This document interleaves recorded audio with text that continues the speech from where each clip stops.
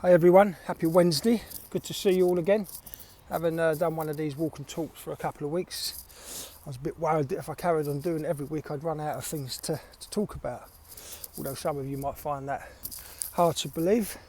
I'm back over on Tunbridge Wells Common. I'm going to do another different walk this time. Very peaceful at the moment. We can hear birds, really nice. Weather's okay, not too sunny. It might rain, but hopefully it won't. So, anyway, hope you're all well. Hope you're having a better week than I am. Been one of those weeks, a little bit up and down, a bit frustrating. I think the joys of sometimes being on the dark side and recruiting. And there'll be a lot of you recruiters out there who will understand. Very frustrating sometimes. Anyway, enough about me. Today I'm going to talk. Oh, this is very muddy here. Bear with me a second. Today I'm going to touch on something I talked about a few weeks ago. And a couple of other little things, and I might even finish it with a little story that hopefully have you smiling and laughing. Something happened to me many years ago, and it popped in my head the other week, and I thought, I'm going to share that. It's just funny. Anyway, I'm going to start with like a couple of weeks ago I talked about when you apply for roles and how specific roles are nowadays. Whether we like it or not, they are, a lot of them are specific, very prescriptive, and they ask for certain things. And I was saying then that, you know, when you apply for a role, please make sure that you provide, I call it evidence really nowadays, but you provide the evidence, the reference of the sort of work that they want to see. You know, the days are gone when they would just go creative team or art director or writer. A lot of the roles now are very specific. And, you know, most of my roles I get now, they are very prescriptive. Yes, and what we always say, and I used to say, oh, I can do that. But it doesn't work, we have to show it. And I think the other week I was saying, you know, it is frustrating. Get that frustration out on a punch bag or something, because no one's going to agree with all these prescriptive roles, but that's the way it is, it's reality. And right now that's not going to change. So when you're applying, please make sure you look at the role and you provide that relevant evidence. Last couple of weeks I had a couple of roles out, and again, same mistakes. People sending me either cover letters or, you know, they might put it on the CV and they tell me how wonderful they are. It's great. They tell some great stuff, you know, been done this, done that, worked here. That's fine, nothing wrong with that. But what you need to get across is why you're right for that specific role. I mean, I think there's a role out at the moment I just saw on LinkedIn yesterday, for example, and I think they're looking for a writer with, you know, a lot of gaming experience, right? So when you apply for that, you're going to either tell them or show them, you know, your gaming experience, because that's what they're asking for. You know, the role I put out recently, it was very much a B2B role. Someone who's been at B2B agencies and had worked on technology brands. So therefore, you know, those people should be sending me stuff with reference to the B2B agencies I've worked at and the relevant brands I've worked on, technology brands. But I had so many people not do it. I get these wonderful long cover letters telling me how great they are, what they've done, etc., but none of it was relevant to the role they're applying for. And like I say, whether we like it or not, we've got to do that, guys. It is very, very prescriptive, the roles out nowadays. And to improve your chances of getting at least a call from a recruiter or the internal talent person or even the CD, make sure you're showing relevant work and relevant experience. I would honestly say, I'd say that's probably the most important thing when applying for a role. You know, that doesn't mean to say you have to change your website every time. I had this conversation this week a few times with, yesterday I had a chat with a couple of designers. Keep your portfolio as a reflection of you right now, and we all put the work on that we think best represents us, the best work. It's not everything, it's a small part of it. But we also know there's going to be work on there that's not going to be right for certain roles. Okay, so make sure, like I said, when you're applying, that you provide that relevant experience, please, because if you don't, you're not going to get a phone call. So that's the first thing. Little, just a reminder. I know I talked about it the other week, but in the last couple of weeks, I've had so many creators do exactly the same, make the same mistake. Second one I'm going to talk about today is the work that's not on your website, the work that's not in your PDF. And that can be just as important as the work on your website and your PDF or whatever you use. Now, I think most creatives will have separate folders or separate places they keep the work that they don't feel is either good enough for the website, or maybe they don't want it on there. And I would say once you've been in this industry 10, 15, 20 years, your website probably represents 10, 15% of your career, if you're lucky.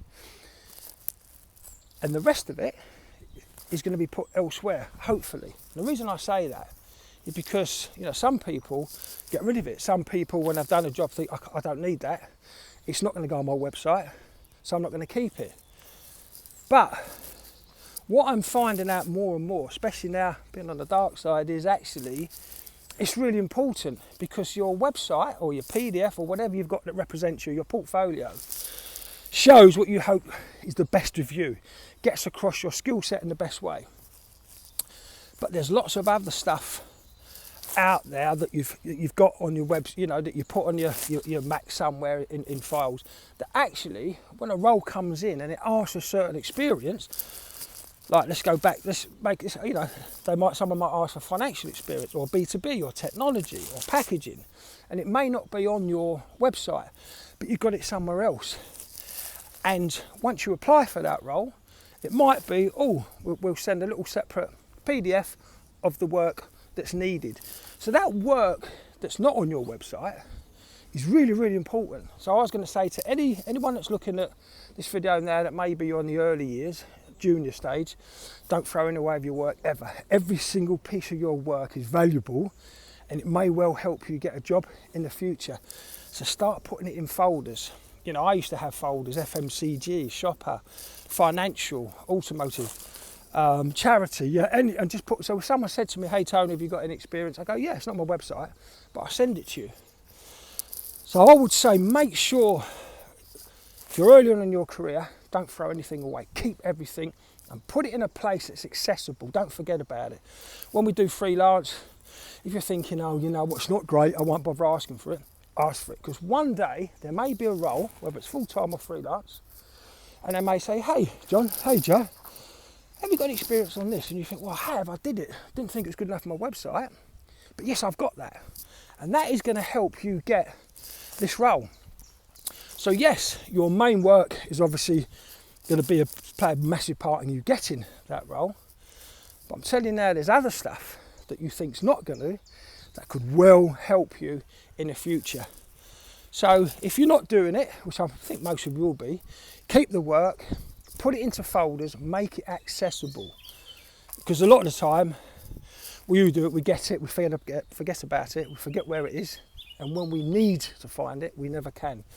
So I would say always, when you're working on these projects now, and you think it's not going on my website, it doesn't matter. Put it in a folder and keep it somewhere you know where it is, because then when a role comes up, or if a recruiter, if I call you and say, hey John, I've got a role, have you done any of this? And they'll go, yeah, it's not my website, but I can send it to you. So it's really important that the work that's not on your main folder, portfolio, that could often get you work as well. So that's your second point. Keep the work that you don't think is good enough for your website, or you won't put it on, keep it in folders, keep it accessible. Because I can't tell how many times I talk to someone and I go, have you got any of this experience? Oh yeah, let's go and get it. So that's the second part. Make sure the work you don't think is good enough for your folder, you still keep it somewhere. Now, while we're still talking of portfolios, I thought I'd finish on something that happened to me 20 odd years ago. The other week I was thinking about it and I thought, should I share this? And I thought, yeah, why not, right? Why not? Look, sun's coming out. I'm going to finish on a bit of a joke. So it must have been the year before Sarches, 2001, 2002. Now, there'll be a lot of my mates on here that remember the days of the big A2 physical portfolios for laminates that we used to lug around London. You know, and there's nothing worse than you're in one place, you want to get a job elsewhere, of course you can't take your folder in to the agency. It's too obvious. So you'd call a mate in the local agency and you'd drop it there, then afterwards you go and pick it up. They were the fun days. And then that A2 went down to A3, so that made it easier. And I was freelancing at Ogilvy's, so it must be just before I went to Sarches, maybe 2002, early 2002. And somebody got in touch about some private work. So I took my A3 folder in, and this is in Canary Wharf, when Ogilvy was at Canary Wharf, and we had like these little pods, and so it's sort of open really. You just like probably had two little walls here, and we're sitting there, and I put my folder down by the side. Thought nothing of it. I thought, well, it's safe there. Anyway, that night, so I leave the agency, and I think the interview was in Soho somewhere, and I've got my A3 folder, and I turn up, and I think it was for Hertz. I think it's direct to Hertz. And it just happens, the person I was talking to happened to be female, very attractive. And there's a relevance to this, by the way. Anyway, we sit down, we have a chat. And then we get to the time, she said, oh, can I have a look at your work? So I open my work, and I'm going through it, turning the pages one by one, taking her through, you know, the ideas and etc., answering her questions. And then I've turned the page. I'm just checking where I'm going. This is a new place. Oh, there's some rocks up there. Let's go up there. And as I've turned it, I'm met by porn, basically. Right, 2 whole A3 pages of women with their legs open, boobs hanging out, porn. So I'm like, obviously shocked, surprised. How the hell did that get there? I'm fumbling. I obviously gone very red. I've looked at her face is like, oh my God, what's that? So I've turned the page again really quickly to move on, and guess what? More porn in my portfolio. Right? Another really rude angle of a woman doing whatever. By now, I think I've gone as red as you can, like a beetroot as you can go. I'm stumbling, trying to apologise. She's obviously thinking, oh my God, what's going on? I turned the page.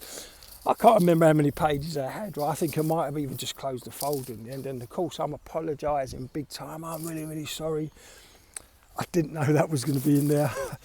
Actually, I think she laughed because she obviously knew it wasn't me. She obviously knew someone had stitched me up. So anyway, we said our goodbyes. As you can imagine, I go into Ogilvy's the next day. I'm seething. I was like, who the hell done this? Anyway, no one would tell me. Everyone's heard about, did you hear about Snowy opening the folder and all porn in front of this client? And everyone was keeping quiet. You know, after obviously I saw the funny side, but for me it was, oh my God, in front of this female client. I found out, I think it was Paul Hargreaves. I think it was Paul Ryan, I can't remember, it was one of the Pauls anyway, and of course I look back and I laugh, and it's a story I tell. And you know, obviously nowadays there's no physical portfolios, so you don't have that problem. Obviously, it's a link or your PDF. But yeah, for those who used to lug around those portfolios, I'm sure there's some similar stories. You know, the good news at the end, obviously the woman knew it wasn't me. She knew I got stitched up, and I did get to work. But yeah, when I look back, I do laugh every time, because who was to know there's going to be porn in my portfolio. Moral of that story would have been, obviously, from then on, don't leave your book around on its own. Always keep an eye on it, because you never know what's going to happen. Anyway, I hope that's put a smile on your face for a Wednesday, depending on what sort of week you're having. So let me just recap. First of all, please look at the role you're applying for. It is going to be specific at some point, and please just make sure you add to your CV that particular experience, you send a cover letter in, you provide the work that's relevant for what they're asking for. Cannot tell you how important that is. Secondly, even though your website or your PDF, your portfolio, that's your main set of work, all the other work's really important to keep, because there will be times when someone's going to ask, oh, have you done so-and-so, I haven't seen it on your website. And you go, yeah, of course I have. And you can provide it. So keep it, put it in folders, make it easily accessible somewhere where you know you can find it. That is really, really important as well. That work will often get you to work. It's not just your best work on your portfolio. Often it can be your other work. Why? Because it shows that you've worked in that sector or on those sort of brands. And often that's the experience they're looking for. The work may not be great. Your portfolio is going to show how good you are, but just seeing the other work, it helps a lot. So make sure you keep every single piece you do and make sure it's accessible.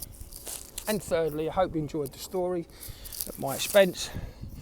Obviously that's not going to happen nowadays with just sending a link in an email, but those who used to lug around A2, A3 portfolios, I'm sure you've got loads of stories to share. Anyway, that's it from me. I'm in another part of this beautiful Tunbridge Wells Common. I'm actually going to sit down. I might even go for a coffee now. I hope you enjoyed that. Hope it's helpful. Please like, comment and share. And I'll be back in a couple of weeks' time with something else that I've seen. I thought, oh, I can share that. So have a good day, have a good week. I'll speak to you soon. Bye.